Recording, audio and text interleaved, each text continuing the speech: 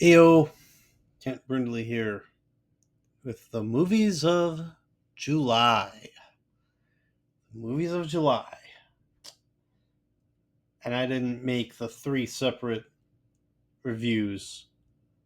Um, Long story short, the order in which I saw the movies was Jurassic World, Rebirth, Superman. We'll just call it Superman 2025, and Fantastic Four First Steps. That was the order in which I saw the movies of what month was it? July. The order in which I saw the movies of July. A whole lot of remakes and a whole lot of retreads.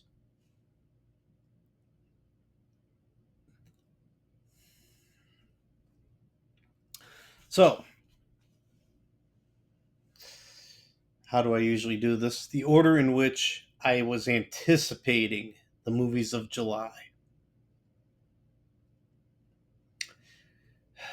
The order in which I actually anticipated these movies. At number 3, we have Jurassic World Rebirth because I haven't enjoyed a Jurassic Park movie since the first one. I don't know why they had to make this franchise, why it had to get spun off into Jurassic World nonsense, and I just don't understand. At number 2, we had Superman. I've always hated Superman because reasons. And I didn't even see the Christopher Reeves Superman movies yet, so this is what I was walking into. Now, I did see Justice League. I saw whatever Superman was just before Justice League came out. And I did sit through Batman versus Superman. No, that was, of course, I went in there knowing Batman was far superior, but so the movie was just that much worse. I mean, it's exercising the point that I already knew. And at number 1,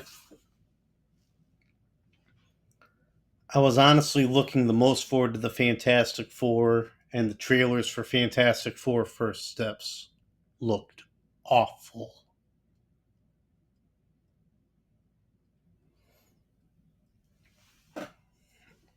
Um, all right, there are some spoilers coming because this is where what I would usually do with the individual videos. The order in which I enjoyed the movies of July 2025. Again, this is at 3-1. Honestly, none of these movies made it out of 3.5 stars. Superman and Fantastic Four both got 3.5. I think I gave Jurassic World 3. So at number 3, Jurassic World Rebirth. They need to decide if this is an uninhabited island or if it's an amusement park, because the scene where the island all of a sudden came to life made zero sense whatsoever. That and the big bads in Jurassic World Rebirth are clearly the pterodactyls, because the one time they showed a T-Rex, he he acted like a klutzy, clumsy. He acted klutzy, clumsy, and almost mischievously playful. That was a Tyrannosaurus.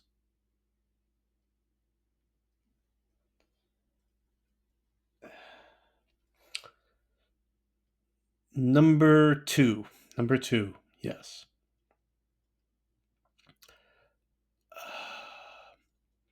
Superman 2025. I know it had a proper title. I just can't remember it off the top of my head.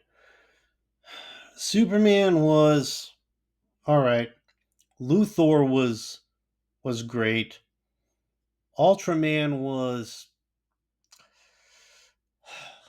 all over the map. I can't decide if Ultraman is supposed to be a robot or just a genetic clone because, well, having Ultraman with them is how they got into the Fortress of Solitude. But then you turn right around and in a fight, Ultraman's only useful if LexCorp can give him directions. So is this guy a genetic clone or is he an android? Then there was the one random cybernetic henchwoman of Luthor's. Again, I don't know who she is. I don't know where she came from. And I can't tell if she's cyborg or android.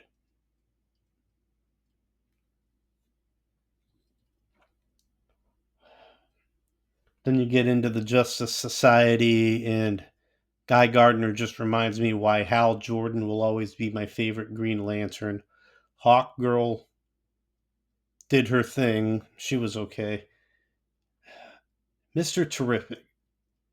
I've never heard of him. I don't know where he came from. And the T might as well have stood for technological because all he had was his technology. I mean, how terrific is this guy? Well, his name is Mister. Middle name, that period. Last name, terrific. I don't think so.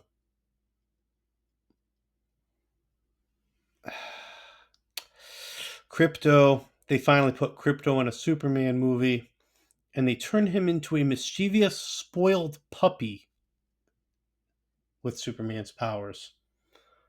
What is that? They write in Supergirl as their final Hail Mary to make a Supergirl movie, and they turn her into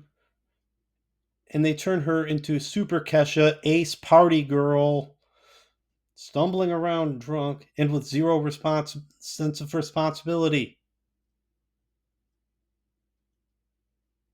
Who,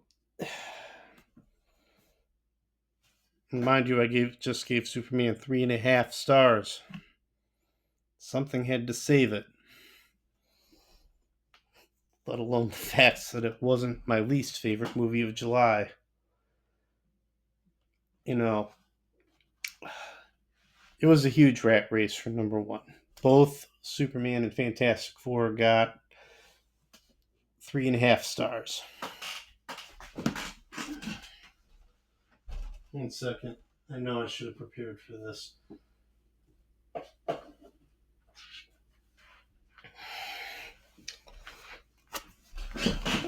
Fantastic Four First Steps. Number one. This is a Fantastic Four movie for me. To me.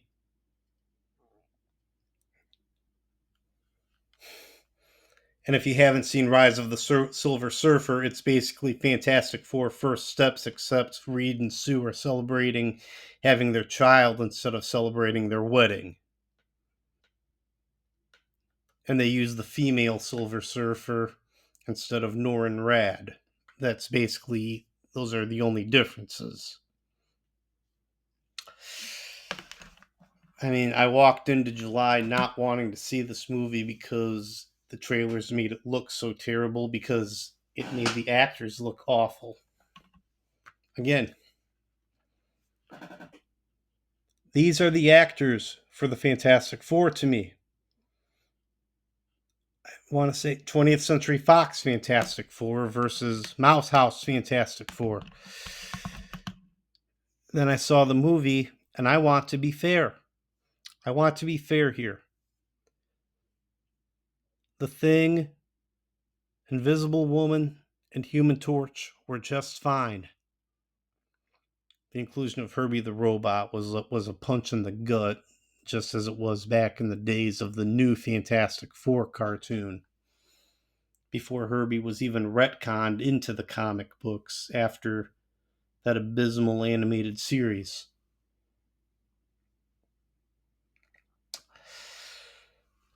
So, 3 out of the 4 heroic actors were fine. Where do I take umbrage? Another Hollywood vehicle to try to make Pedro Pascal a household name. Enough already. Drop it.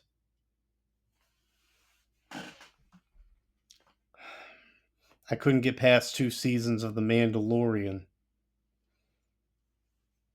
And first of all, it was the way they treated Gina Carano. Secondly, it was the writing, and I was never a Star Wars fan. Finally, it very well could be Pedro Pascal. To be fair, he was fine in the second Wonder Woman movie. As Maxwell Lord or whatever his name was. Anyway. But for the most part, I just honestly can't stand him, and yet Fantastic Four First Steps still took home the prize for top place in the movies of July. I'm Kent Brindley. See you soon.